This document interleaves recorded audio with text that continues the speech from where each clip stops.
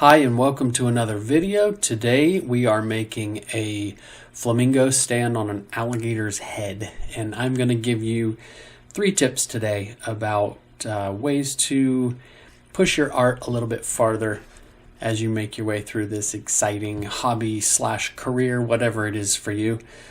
Today I am working on Strathmore 400 series mixed media paper that I have cut down to 11 by 17, and as usual I am using Prismacolor Premier Soft Core pencils.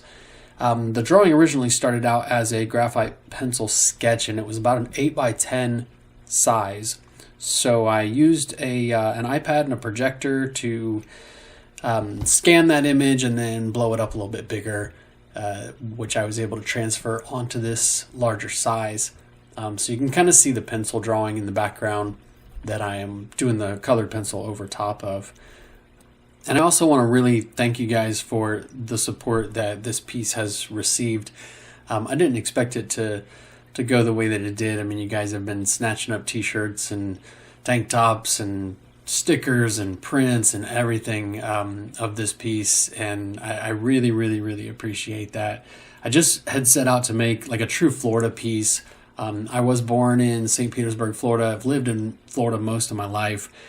But I do have a love-hate relationship with the state. I'm not a fan of humidity nor extreme heat, and we get plenty of both. So the good side is Florida has the second most coastline of any of the United States, only beaten by Alaska.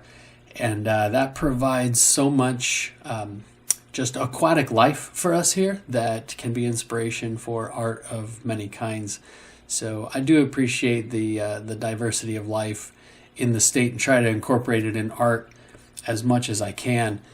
That may or may not be me in the boat fishing, but that's a side point. Anyway, when I did the sky here, I did not want to do a realistic sky. The first couple versions of this piece I did. I actually had started this as an acrylic painting, and I was really trying to get this sunset looking as realistic as possible, and I realized I'm not a realism artist.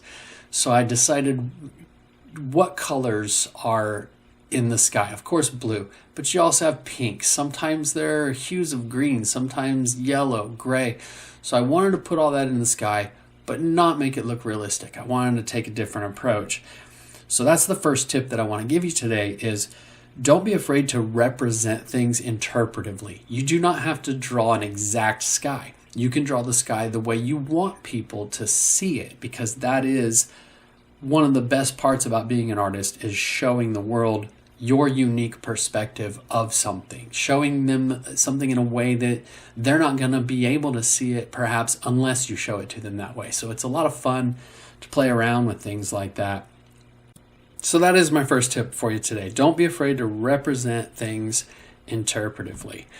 So now we're working on the alligator, and of course alligators are green, but they're not the best color of green, right? They're really dark, almost black at times, and I wanted to enhance the colors of an alligator, something a little more vibrant than what you would expect. So just like I did with the sky, I went through my pencils and I started grabbing colors that looked like a realistic alligator, but then putting colors next to those that were enhanced and a little more intense than the greens that an alligator would actually have, which leads me to the second tip that I'd like to share, and that's don't be afraid to exaggerate or enhance the subject or background that you're working on. For example, you see now the water in this image. Of course, water is usually interpreted as blue, but I threw in some purples and some magentas and a few other earthy colors alongside, teal and aqua, just to really make things pop. So that second tip is definitely don't be afraid to enhance and exaggerate what you're working on, to really give the piece your unique voice. And the third tip is push the boundaries. If someone tells you, man, that water just looks weird, then the next piece, make it look even more weird. If somebody says those hands are too big, then the next piece, make the hands bigger. those eyes are too small. So maybe make them smaller and keep playing with things until you really have explored all the different options that creativity allows. So as we're bringing this piece to a close, once again, it's Prismacolor on Bristol paper, and I sprayed it with a little bit of varnish to seal everything in, and the final piece was actually mounted to wood, and I did not get a chance to get a photo of the wood because the original did sell through Instagram before it was complete, so I never got a final shot of the image. But thank you guys for subscribing, thank you for watching, thank you for commenting, and I hope you guys are glad that I'm back. I know I'm glad to be posting videos again, and I have a lot more surprises coming up. I have another video that I am working on right now that hopefully will be out in another week or two. And so thank you again. Please hop over to my website, useeverycolor.com. You can get prints of this piece, you can get t-shirts of this piece, along with a lot of other stuff. So thank you again. Hope you have a great time making your own art.